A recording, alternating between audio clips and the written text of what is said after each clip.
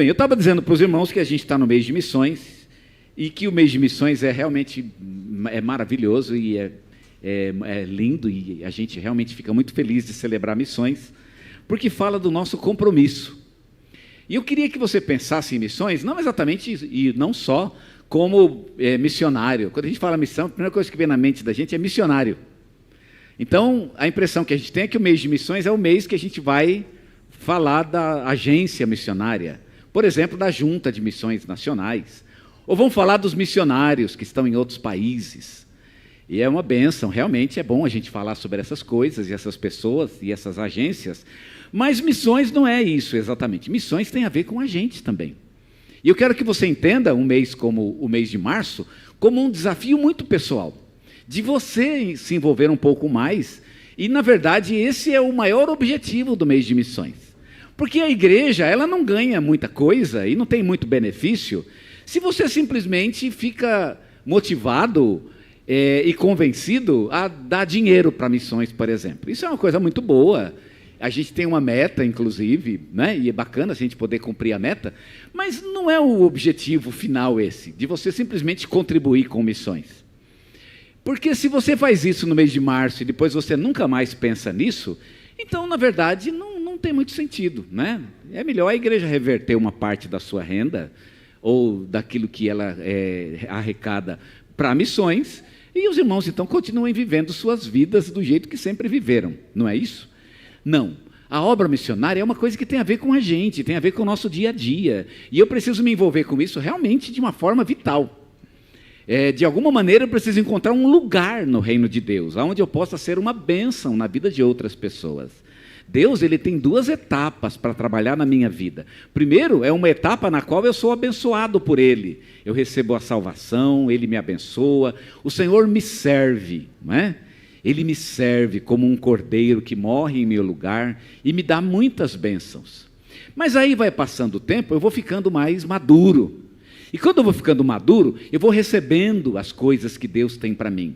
Essas coisas vêm a mim e elas vão preenchendo o meu coração, e eu vou percebendo que eu não preciso ter medo de nada, porque o Senhor é tudo para mim. E aí, quando eu não tenho mais medo da vida, quando eu já tenho, estou mais firme, forte, eu posso agora me preocupar um pouquinho com outras pessoas. E aí, aquilo que Deus me deu, eu posso compartilhar com outras pessoas. Isso é tão lindo. E tem a ver com a nossa maturidade na vida cristã. É quando a gente já entendeu que foi servido por Jesus, e agora então a gente pode se entender como um servo de outras pessoas. Há muitos cristãos que nunca chegaram nesse nível, no nível de se entender como servo de outros. Mas muitos chegam, e eu quero desafiar você a passar para o próximo nível.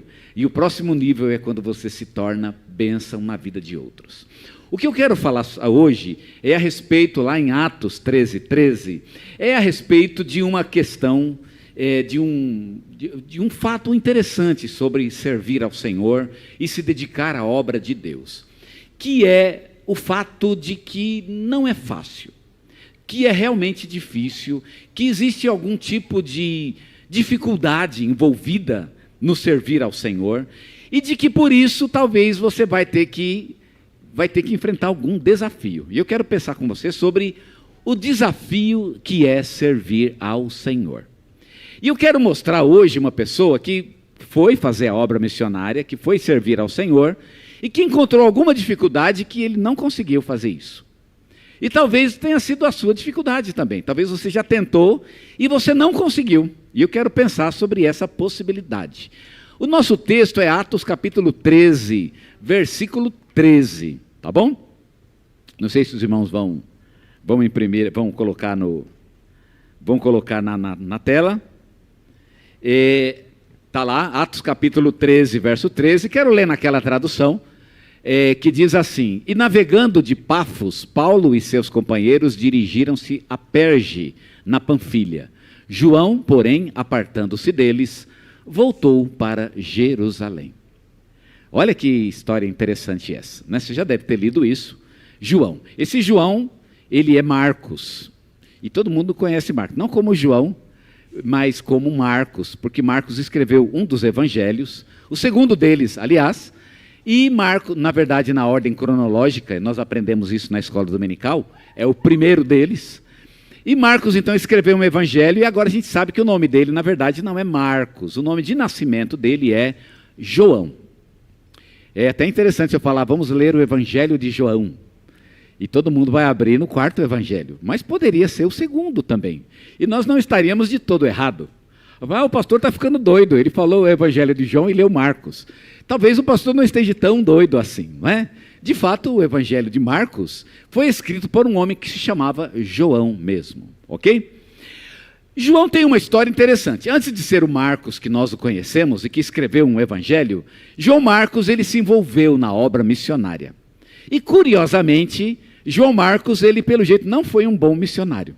Eu fico até feliz de pensar nisso, porque eu tenho dificuldade de fazer a obra do Senhor. E é bom ver alguém que também teve dificuldade. Ainda mais alguém do calibre de Marcos. Eu mesmo fui um missionário durante alguns anos, né? Durante 3 anos de minha vida. Eu e a minha esposa fomos missionários. Trabalhamos numa cidade chamada Sertãozinho.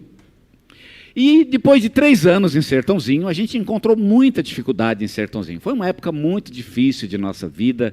Nós sofremos um bocado lá em Sertãozinho, né? Nós tínhamos certas dificuldades, algumas relacionadas inclusive com a parte financeira. E depois de 3 anos, nós podemos dizer que o projeto em si ele não foi ruim, né? A gente estava até indo bem como projeto de igreja. Nós chegamos lá, não tinha nada. Era uma igreja que tinha fechado totalmente as portas e não tinha mais nada naquele lugar. E aí nós fomos tentar resgatar algumas pessoas e convidá-los para tentar novamente. Tinha umas 40 pessoas mais ou menos na reunião anterior, mas dessas pessoas nenhuma delas quis voltar. E 5 delas então falaram, não, vamos tentar de novo. 5. E aí nós iniciamos então aquele projeto com 7 pessoas, eu, a minha esposa e mais 5 pessoas. E ficamos então 3 anos naquela cidade, e depois de 3 anos nós tínhamos 21 membros, não é? Era uma bênção, você pode pensar 21 é bem pouquinho, mas a gente chegou, não tinha nada, a gente tinha 5 lá, né? Quando tinha lá, então na verdade 7, ela cresceu então 3 vezes, né? A gente pode pensar assim. Foi uma bênção, mas eu achei que, eu não sei, eu queria uma coisa diferente. Eu acho que eu não me dei bem com a obra missionária, embora eu ame profundamente a obra missionária. Mas eu sentia falta, eu sentia falta da igreja, né? Eu queria reunião de diretoria, banda, né? Eu gosto muito de banda na igreja. Na verdade, eu queria uma igreja. Eu acho que o meu tipo de ministério, o meu perfil de ministério era outro. E não era exatamente aquele projeto inicial. Mas haviam muitos colegas meus, missionários, que não queriam saber da igreja. Não, imagina que aí negócio de reunião, é só complicação, é só falatório. Eu prefiro ficar lá no campo, eu e as pessoas, eu vou lá, faço estudo bíblico, não gosto de ver igreja, não é? E eu achava legal porque é a missão que Deus deu para eles. Realmente, essas pessoas gostam de ficar no campo. E eu vejo que por vários motivos, então, uma pessoa pode se dar melhor ou pode se dar pior fazendo a obra do Senhor. E eu achei muito feliz que João Marcos ele não tenha sido um bom missionário no começo. Porque eu mesmo acho que eu próprio não fui um missionário muito bom, não é? Eu acho que eu era um missionário sofrível, digamos assim. Não vou dizer que eu era ruim, não é? Mas eu acho que eu era sofrível, pelo menos. E eu acho que a obra de Deus merece um pouco mais do que alguém sofrível, não é verdade? João Marcos ele foi um missionário ruim no início. Ele se envolveu com a obra missionária, ele partiu na primeira caravana e por alguma razão, não sei se é porque o chefe da caravana era muito exigente, e é bem possível, quem conhece Paulo sabe que não era brincadeira, né, estar junto com Paulo. E por alguma razão, João Marcos ele voltou. Voltou numa cidade chamada Perge, que ficava na Panfilha. João Marcos voltou no meio. E eu queria hoje pensar sobre pessoas que começam, que querem fazer algo para o Senhor, que querem ser úteis na obra de Deus, de alguma forma servir ao Senhor, mas por algum motivo voltou, como João Marcos. E eu quero dizer para você, antes de começar, que João Marcos, o que quer que tenha acontecido com ele, no final, ele assumiu a obra do Senhor. João Marcos foi um grande homem de Deus, Inclusive o próprio Paulo, né, que não queria João Marcos na segunda viagem, porque tinha voltado na primeira, o próprio Paulo teve que reconhecer, quando escreveu a Timóteo, que João Marcos era realmente uma pessoa muito útil para o ministério. João Marcos encontrou o seu lugar no reino de Deus. Ele não apenas foi um grande missionário, como escreveu um livro que até hoje responde pela salvação de milhares, milhões de pessoas até hoje. Um grande homem que foi grandemente usado por Deus. Mas João Marcos enfrentou um problema no início de seu ministério. A gente não sabe por que João Marcos voltou. Mas qualquer que tenha sido o motivo pelo qual João Marcos desistiu, Paulo não aceitou esse motivo. A gente conhece a continuação dessa história. João Marcos, ele era parente de Barnabé, e Barnabé foi o primeiro companheiro de Paulo numa viagem missionária. Quando Paulo foi fazer a segunda viagem missionária, ele chamou Barnabé para ir junto com ele. Paulo gostava de Barnabé. E Barnabé era um homem de fato, Barnabé era um grande homem de Deus. Hoje de manhã nós falamos sobre esses dois. Eram homens de primeira linha. Mas Barnabé queria levar João Marcos. Vamos levar lá meu sobrinho, João Marcos. E aí Paulo, ele esse não vamos levar porque ele voltou. Eu não sei quais foram os motivos que levaram a João Marcos a voltar na primeira viagem. Mas eu sei que qualquer que tenham sido esses motivos, não foram muito bons. E eu sei por uma razão, porque Paulo não aceitou esses motivos. Se fosse um motivo de saúde, por exemplo, eu imagino que Paulo não era um homem fácil, né? Mas eu acho que Paulo também não era tão ignorante assim. O rapaz ficou doente, né? Vai morrer, vamos levar ele para morrer na viagem? Não, deixa o rapaz voltar para se tratar, para se cuidar. Eu acho que Paulo pensaria assim. Não deve ter sido isso, porque Paulo não aceitou o motivo. E Barnabé queria levar de todo jeito. Não, vamos levar, e Paulo não queria. Não vamos. Paulo não gostava de João Marcos. Não vamos levar, pelo menos não como companheiro de viagem, não é? E Paulo não queria levar João Marcos. E aí Paulo e Barnabé brigaram, e o texto diz que foi uma briga tão feia, e teve lá um bate-boca entre eles, foi um negócio tão feio, que Barnabé e Paulo então se apartaram, e foi cada um para um lado. Barnabé foi para um lado, né? Barnabé foi para a ilha de Chipre, e ele foi trabalhar naquele lugar.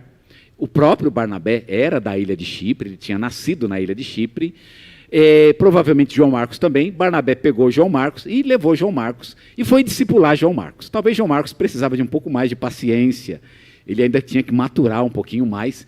E Paulo, acho que não tinha muita paciência para ficar, né? Não, isso aí ou vai ou racha, não é?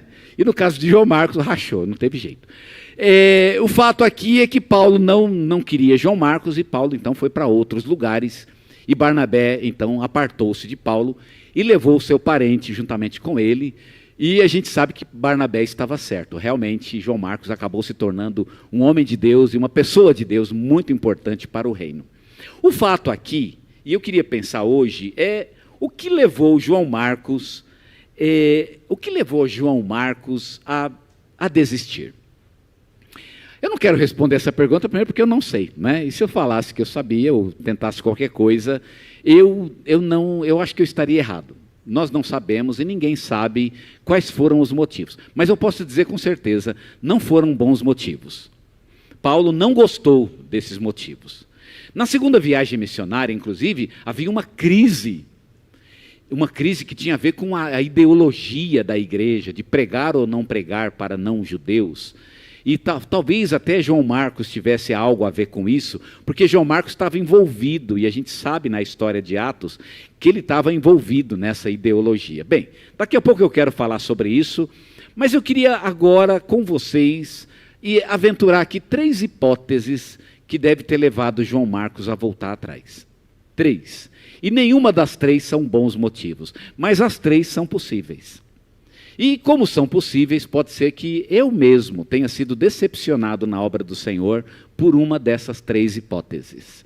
E eu queria que você pensasse comigo sobre elas. Por que foi que você voltou atrás? Por que você desistiu? Por que você não avançou sendo bênção e sendo instrumento de Deus? Talvez tenha sido uma dessas 3, e eu quero então colocá-las nessa noite para vocês. Primeira delas, pode ter sido o medo. Pode ter sido, e isso faz muito sentido. A gente sabe que João Marcos voltou de uma cidade chamada Perge. Perge é assim, Paulo sai de Antioquia e foi até Chipre. Chipre era uma ilha, e, portanto, eles precisavam cruzar um pedaço do mar Mediterrâneo por navio. Foi o que Paulo fez. Bom, o ministério em Chipre foi um ministério bem difícil, mas foi muito abençoado. Eles chegaram a pregar, inclusive, para o próprio cônsul, né? O espécie de um governador da ilha, eles pregaram, inclusive, para este homem. Muito bem, Paulo fez o ministério em Chipre, foi um ministério abençoado, e aí ele pegou o mar de novo, do outro lado de Chipre, e foi até a cidade de Perge, que ficava na Panfilha. A Panfilha, a região, né, que seria a Ásia Menor, ela é o que hoje seria a Turquia. E a Turquia é assim, você tem Perge, você chega pelo sul da Turquia, você tem Perge. E aí você vai entrar na Turquia. A primeira coisa que você tem quando sai de Perge, que é uma cidade portuária, e você pega um caminho, aí você tem uma cadeia montanhosa, e a cadeia montanhosa se chamava Taurus. A cadeia do Taurus, ela era uma região muito, muito, muito perigosa. É uma cadeia muito alta, uma cadeia de montanhas, é muito alta, os caminhos são realmente perigosos, é aquele tipo de montanha que você anda num estreito, né, num caminho muito estreito, com perigo de cair do lado, né, num abismo. Então, e naquele tempo não tinha, como hoje, provavelmente, boas estradas para isso, mas era uma cadeia de montanha perigosa. E não era só o perigo da estrada, tinha o perigo dos ladrões também. O Taurus era infestado de ladrões, que ficavam lá protegidos nas montanhas para assaltar as caravanas que passavam. Era muito imprudente você viajar sozinho numa cadeia de montanhas dessa. O mais certo era você esperar uma caravana de mercadores e acompanhar os mercadores, porque não se viajava sozinho naquele tempo, não é como hoje, né? Hoje você viaja sozinho para qualquer lugar, qualquer hora do dia ou da madrugada, não é? E você fica muito tranquilo que ninguém vai te roubar. Naquele tempo não era assim, naquele tempo tinha bandido para todo lado. E o perigo estava presente em qualquer lugar. E não tinha hoje, como hoje, né, um sistema de policial eficiente. O fato é que o Taurus era realmente perigoso. Se João Marcos tivesse com medo, eu dou razão a ele. Ele tinha razão para ter medo. Ele tinha toda a razão. Mas sabe, talvez o seu medo não é medo de machucar. Se eu trabalhar na igreja, não é que você vai, eu vou machucar, pode de repente, né? Você vai trabalhar na cozinha, pode até cortar o dedo lá na cozinha, isso pode acontecer, não é? Muita gente já machucou, eu machuquei trabalhando na igreja, caí de uma certa altura, não é? Num quintal onde tinha um cachorro muito grande, e muito bravo, e muito perigoso, que o homem, por acaso, e por né, porque Deus nos protege, ele tinha tido a feliz ideia de amarrar o cachorro. O cachorro ficava sempre solto, e eu caí, né, naquele quintal, caí de costa no quintal. A gente pode machucar fazendo a obra do Senhor, mas eu acho que esse risco é mínimo. Pouca gente aqui se machuca trabalhando aqui na nossa igreja, né? Pelo menos eu espero, eu não tenho nenhuma informação de que os irmãos estão sangrando. Os irmãos dão o sangue aqui no sentido espiritual, no sentido moral, né? Mas eu espero que ninguém esteja derramando sangue, que não é essa a intenção, esperemos que isso não aconteça. Mas o fato, irmãos, é que talvez não seja esse o medo. Mas você tem medo de outras coisas. Você pode ter medo, por exemplo, você pode ter medo de brigar com as pessoas. Mas se eu for fazer a obra do Senhor, eu vou brigar. Porque eu sou muito chato, não é? Se você sabe que é chato, às vezes é melhorar um pouquinho também, não é? Mas tem gente que tem medo, as pessoas vão brigar comigo, e eu vou brigar com as pessoas, e tem medo de confronto. Tem gente que tem medo, por exemplo, de ser decepcionado. Eu vou fazer a obra do Senhor porque já aconteceu isso. Eu fui lá, estava fazendo e não fui compreendido. O pastor não entendeu, os líderes da igreja não entenderam, a liderança não compreendeu o meu trabalho, ninguém reconheceu, não teve atenção, eu estava fazendo. Talvez você tenha medo de que as pessoas não vão entender o seu trabalho. E você vai ser decepcionado pelas pessoas. Talvez alguém vai dizer uma palavra que você não goste. Talvez você vai ficar chateado com alguém. Talvez vocês tenham medo do fracasso. Porque eu já tentei e não deu certo. Eu fui lá no ministério, em vez do ministério melhorar, piorou. Isso pode ter acontecido. Eu não sei qual foi. Será que João Marcos tinha também esse tipo de medo? Meu irmão, eu queria que você pensasse hoje. Paulo não gostou de qualquer que fosse o motivo de João Marcos. E o medo não pode ser um empecilho para a gente fazer a obra do Senhor. Do que você tem medo? Eu posso colocar o meu medo diante de você. Senhor, eu tenho medo disso. Me ajuda. E olha, Deus vai ter toda a paciência e todo o amor para guiar você. Foi decepcionado a primeira vez? Vamos ver o que deu errado, né? Onde foi o seu erro? Onde foi o erro dos outros? Vamos tentar novamente. Mas não pode ser um empecilho para fazermos a obra do Senhor. A obra do Senhor foi feita por seres humanos. E muitos eram difíceis mesmo. Eu acho que alguns eram intragáveis, inclusive. Mas fizeram a obra do Senhor, tiveram lá o seu lugar na obra do Senhor.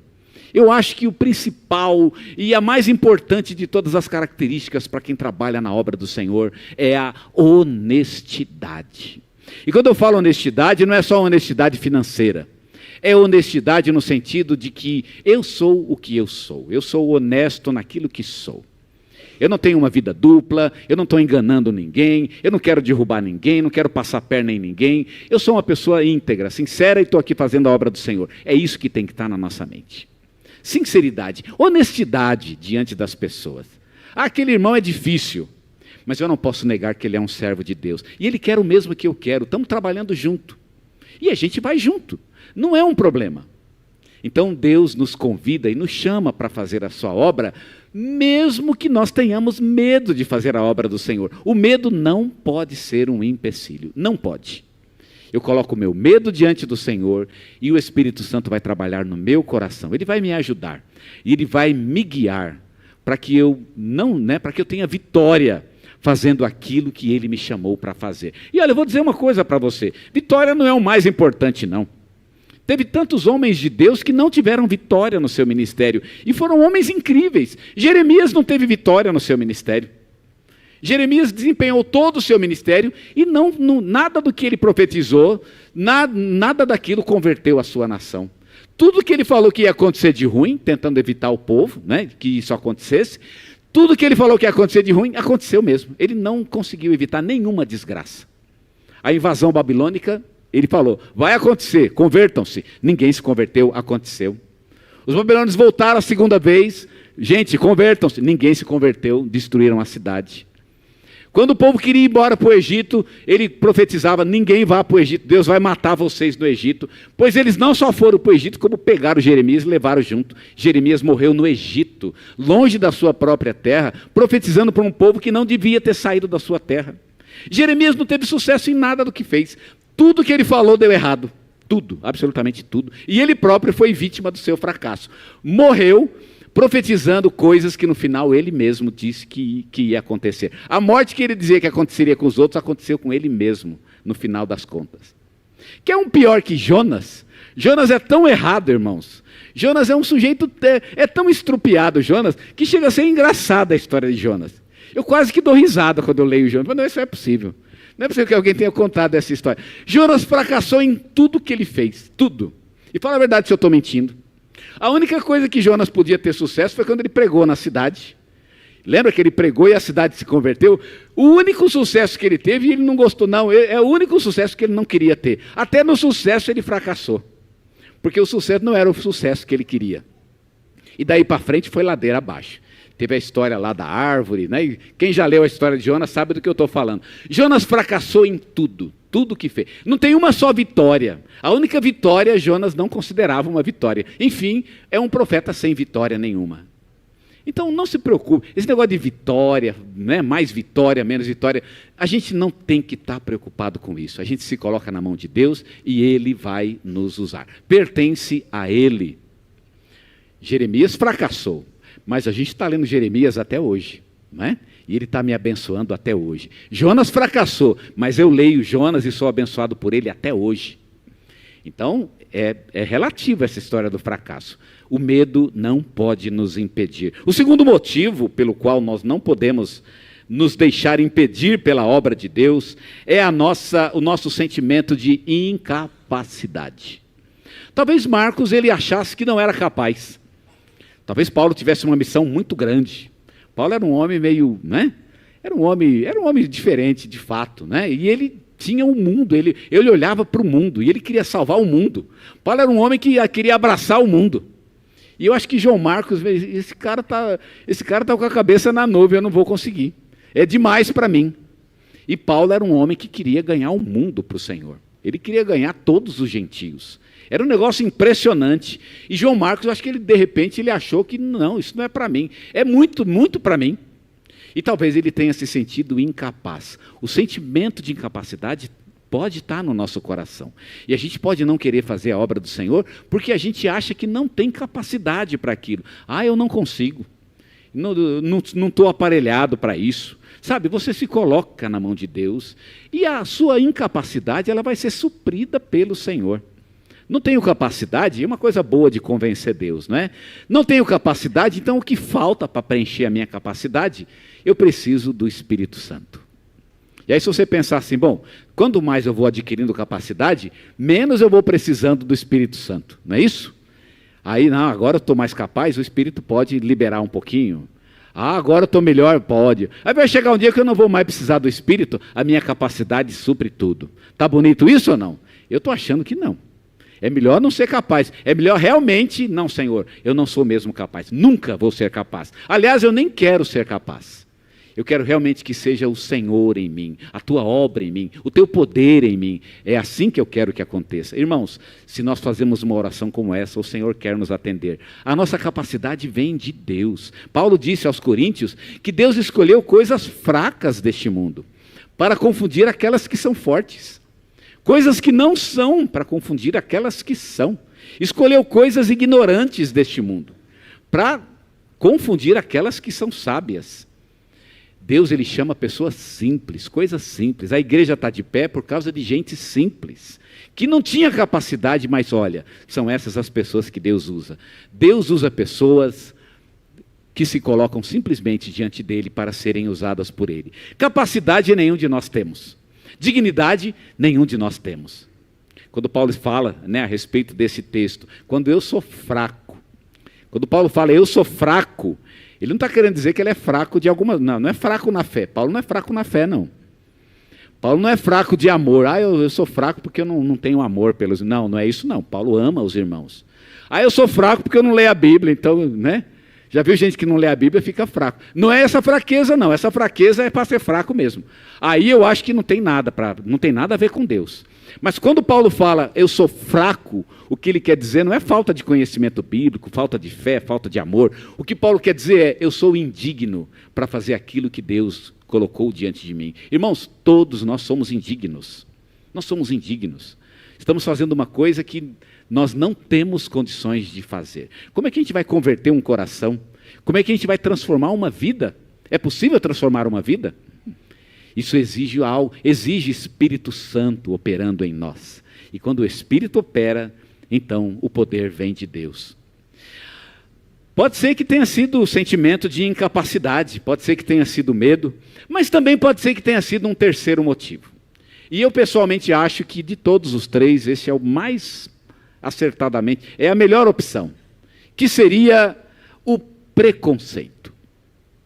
Se a gente pudesse dizer por que Marcos voltou, nós não sabemos, mas se eu pudesse apostar no motivo, conhecendo a história como eu já conheço, e principalmente sabendo o que está envolvido aqui neste momento na história da igreja, provavelmente o problema de João Marcos é o preconceito. João Marcos era um judeu, Paulo também era judeu, isso é bem verdade, mas João Marcos era judeu.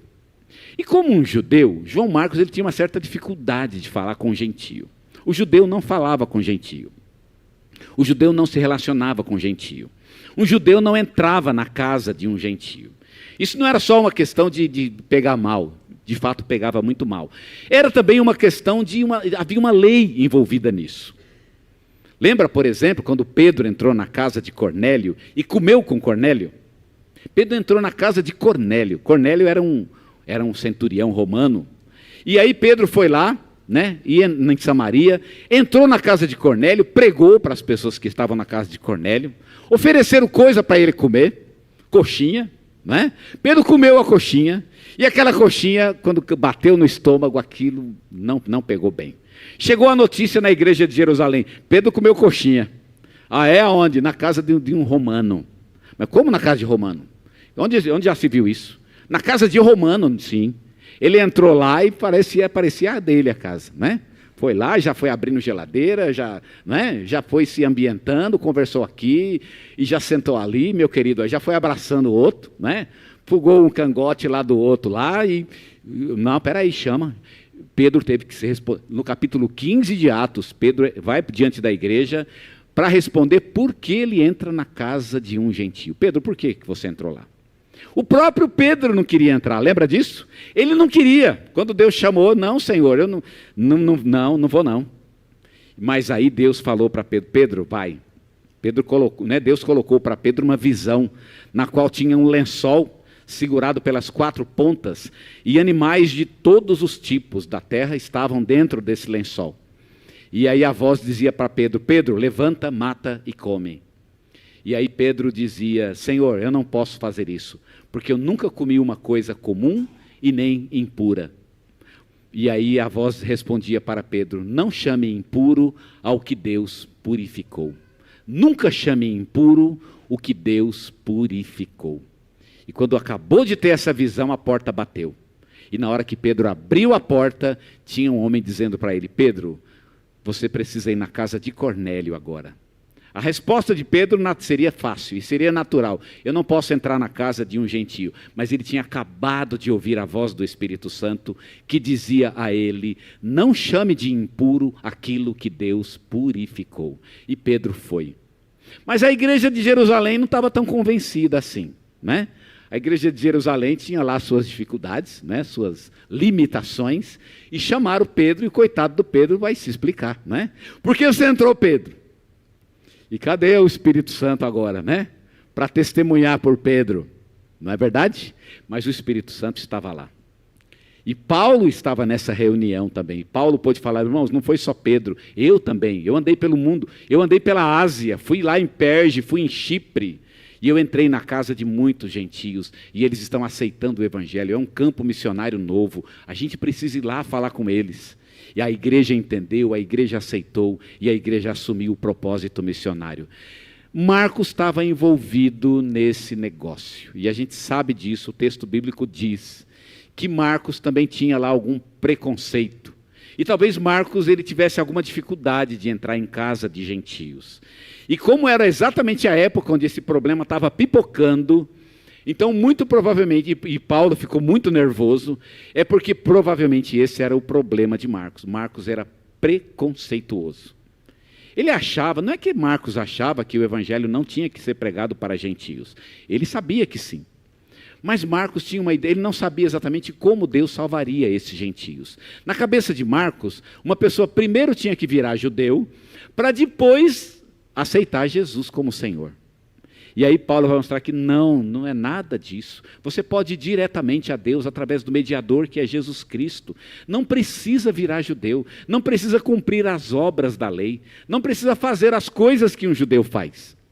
E aí Paulo vai defender essa ideia, e é a época mais ou menos em que a carta aos Romanos é escrita, a carta aos Gálatas principalmente é escrita nesse período, e muito provavelmente esse é o problema de João Marcos. João Marcos era um bom judeu, como eram inclusive os outros discípulos de Jesus. Eram todos eles bons judeus. Só que quando a igreja foi perseguida, lembra disso? Quando a igreja foi perseguida por causa da perseguição de Saulo, os apóstolos não correram de Jerusalém, eles ficaram em Jerusalém. E por que eles ficaram em Jerusalém numa época de perseguição? Por quê? Por que não foram perseguidos? Essa é uma história bastante mal contada, não é verdade? Mas muito provavelmente os apóstolos, eles próprios tinham sua dificuldade para entender que Deus queria salvar os gentios.